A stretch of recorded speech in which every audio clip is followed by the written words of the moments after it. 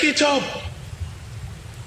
It's a challenge. Yes, democracy is very tough to manage, but it's the best form of government.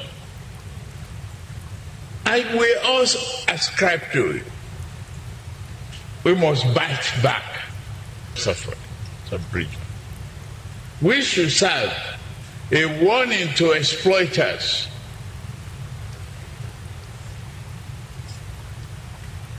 That our people have suffered enough. We should make a pledge here that in furtherance of our region's economic recovery and growth, we will commit to democracy and promote democracy and rule of law. Imagine waking up to the news that your country is under attack by the Russian army. Shocking, right?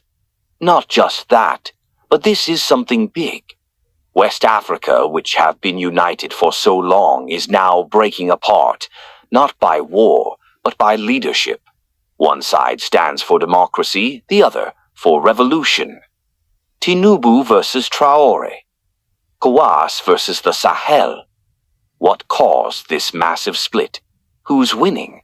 And what does it mean for the future of Africa? This is the untold story of a continent in crisis. So stay with us because you won't want to miss this one.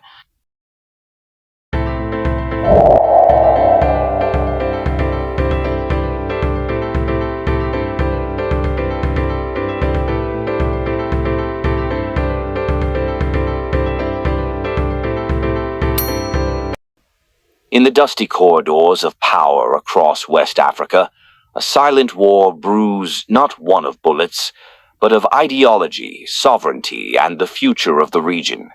At its center stands Nigerian President Bola Ahmed Tinubu, a veteran of democratic governance, and Captain Ibrahim Traore, the young revolutionary leader of Burkina Faso. Their visions clash like thunderclouds over a parched land, splitting West Africa into two camps, the established ECOWAS and the defiant Alliance of Sahel States, AES. The breaking point, a union torn apart. The Economic Community of West African States, ECOWAS, once hailed as the glue binding the region's nations together, began to crack when a wave of military coups swept through Burkina Faso, Mali, and Niger between 2021 and 2023. As the new military leaders, Traoré, Goïta, and Tiani, took control, ECOWAS, under Tinubu's leadership, responded with sanctions, trade restrictions, and demands for a swift return to civilian rule. But instead of backing down, the three juntas pushed back. Hard. In January 2024, they quit ECOWAS and announced the formation of a new bloc, the Alliance of Sahel States, AES. This wasn't just a walkout. It was a declaration of independence. Wow, this is big. Now let's look at Tinubu's political gains, holding the democratic line. For President Tinubu, the rift offered a political opportunity. As ECOWAS chair, he positioned Nigeria as the last bulwark against creeping authoritarianism. By standing firm on constitutional order, Tinubu earned favor with Western allies, securing international support and strategic partnerships. Nigeria, long seen as a regional giant, now had its power revalidated on the global stage. What Tinubu gained? Diplomatic leverage. Tinubu strengthened Nigeria's leadership in West Africa. International backing, the US, EU, and African Union voiced support for ECOWAS' pro-democracy stance. Economic influence. With 3 countries out, Nigeria's dominance in regional trade and decision-making only grew. But Tinubu's gains came at a cost. The region is now more divided than ever, and dialogue is more fragile than peace. Wow, so it is from here we will who won or who is winning the battle. Traore's gamble. what he lost and what he's fighting for. Captain Ibrahim Traoré, charismatic and bold, cast himself as a revolutionary fighting Western dominance and elite corruption. He rejected ECOWAS sanctions and instead sought new allies, most notably Russia. What Traoré lost: access to ECOWAS markets, sanctions and withdrawals severed Burkina Faso from key trade routes and funding. Financial strain. The economy, already battered by war and poverty, worsened. Humanitarian fallout. Shortages of medicine, electricity, and food escalated in the wake of regional isolation. But Traoré wasn't just playing defense. He was building a new future.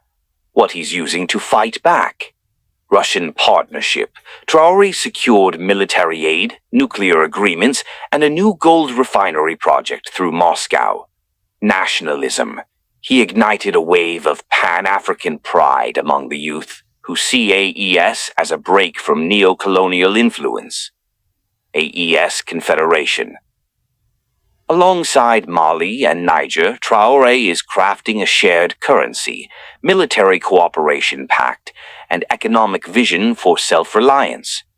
With all this, and after broken ties with France, is Captain Ibrahim Traoré making a bold move toward true independence, or leading his country into a new kind of foreign control?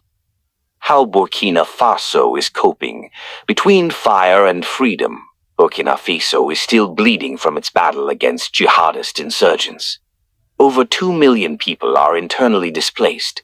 Entire regions remain outside government control. Yet, amidst the chaos, there's a sense of rebellion-fueled hope. Current realities. Militarized stability. With Russian and possibly Wagner-linked assistance, the military is reclaiming some territories. Economic experimentation.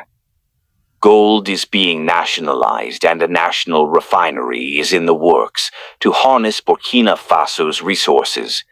Public sentiment. Anti-French and anti-Western rhetoric dominates the streets, while Traoré's popularity remains surprisingly strong among the poor and disenfranchised. Burkina Faso's current stand. No plans to rejoin ECOWAS.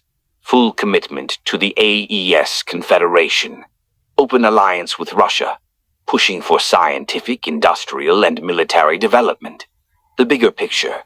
A region at the crossroads. The Economic Community of West African States, ECOWAS, and the defiant alliance of Sahel states.